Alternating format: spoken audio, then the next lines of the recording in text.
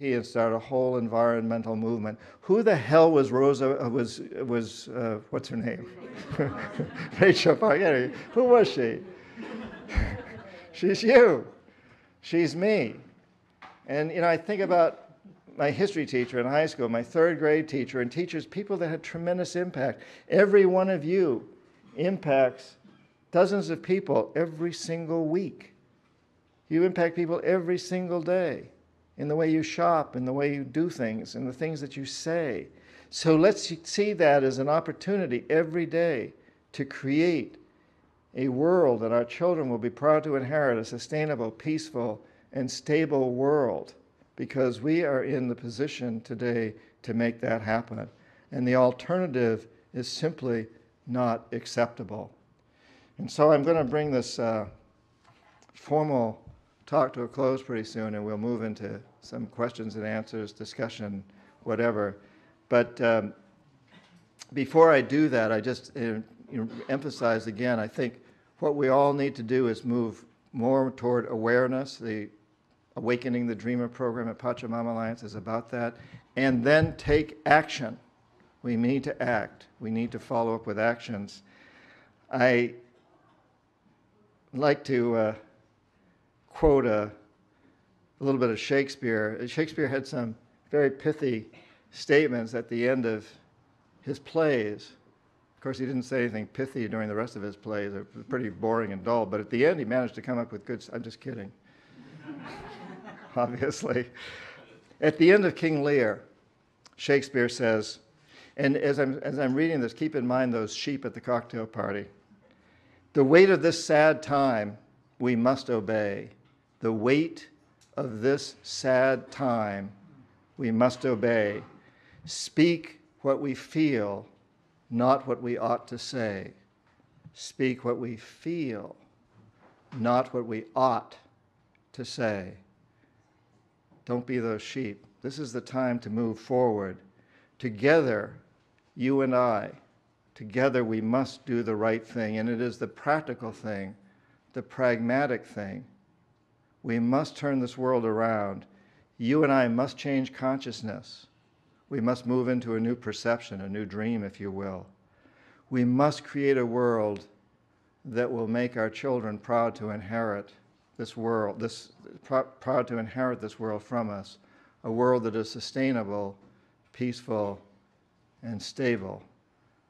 And so I look forward to moving into this time with you. As we leave here tonight, let's make a commitment, every one of us, to see to it that this is what happens. Thank you.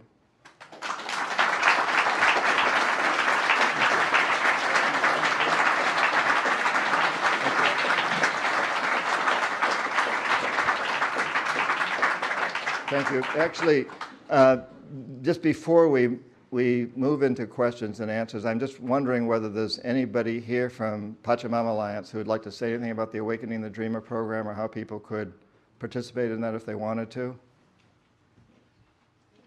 Stacy? How many participate? We've got microphones.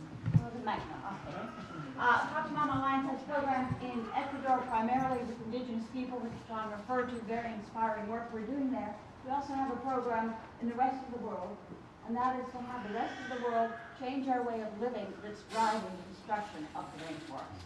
The name of the program in this part of the world is called Awakening the Dreamer, Changing the Dream. And you can find out where there's a local presentation of this Awakening the Dreamer Symposium near you. We have, as John said, 360 people trained, people like us trained all around the world right now, not all around the world, in a number of countries around the world who are going out into their communities and delivering a 4 to 6 hour presentation, a symposium, which I just have to say people are responding extremely enthusiastically to. So I would send you to the Awakening the Dreamer website, and the office is just over the Presidio, and there you'll find out the listing of all the symposiums in this area and actually everywhere else we're doing them. Thank you so much, Tracy. Thank you.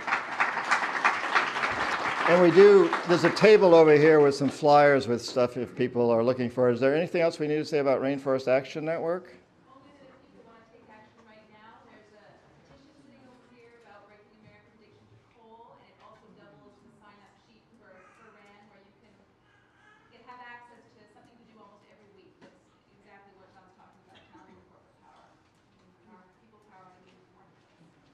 Thank you. Thank you. Okay, so did you say there's a microphone? There's a mic, Dan. Oh, okay, so why don't you just hand it to somebody?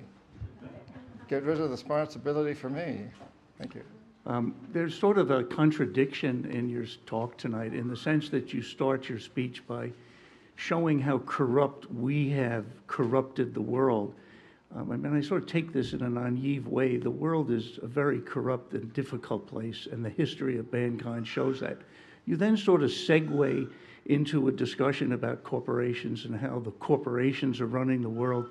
And then in your next breath, you're showing how the Rainforest Association has done so well with the corporations, that every single corporation they have approached, they have succeeded in. So that, again, this contradiction, we are the corporations. A corporation is nothing more than a legal form. It could be a partnership, it could be whatever you wish it. And the corporations are what America organizes itself in. And at the same time, you're lauding it, but you've set up this straw man that we have corrupted the world. And then you end the talk with these nice values that come from New England of the 400 years and of your relatives. Those are the values, I think, of the country. And from time to time, they change. And they're probably the values of all of the people most of the people that work in corporations. So to me, you've sort of set up a straw man. And I feel that you've preached personal responsibility here, which I expected something else from your book. I think most of us understand personal responsibility. I'm not sure that we have to be lectured to. More interesting is where is the corruption and this sort of naive view that all children are equal in this world. I'm sure we all feel that way, but unfortunately in Darfur, and unfortunately in Nigeria, and unfortunately in a host of countries, that doesn't exist. So would you clarify that, please?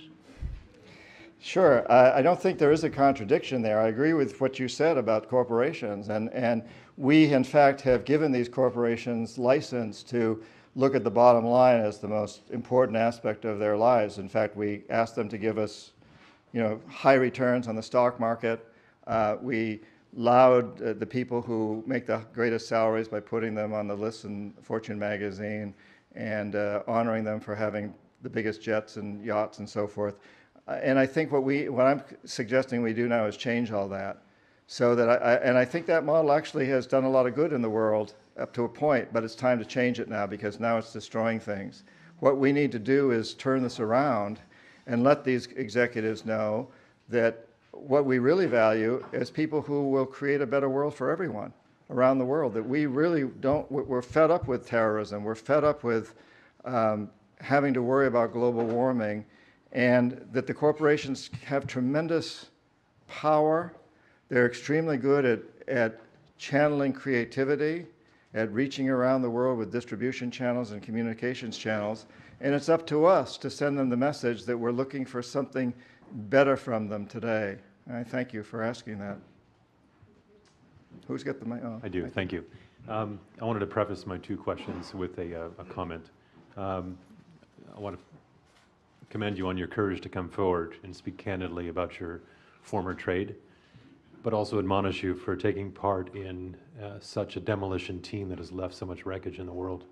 My first question is this: with the inertia of the economic hitman tactics that have been building steam for the past 4 or 5 decades, in addition to our hegemonistic practices since Theodore Roosevelt's time, as you speak in Confessions, what gives you the optimism to think that we can or will change the direction in which we're going? And my second question is, how, if at all, have economic hitmen played a role in Sudan, or will it be playing a role when the dust is settled? Thank you.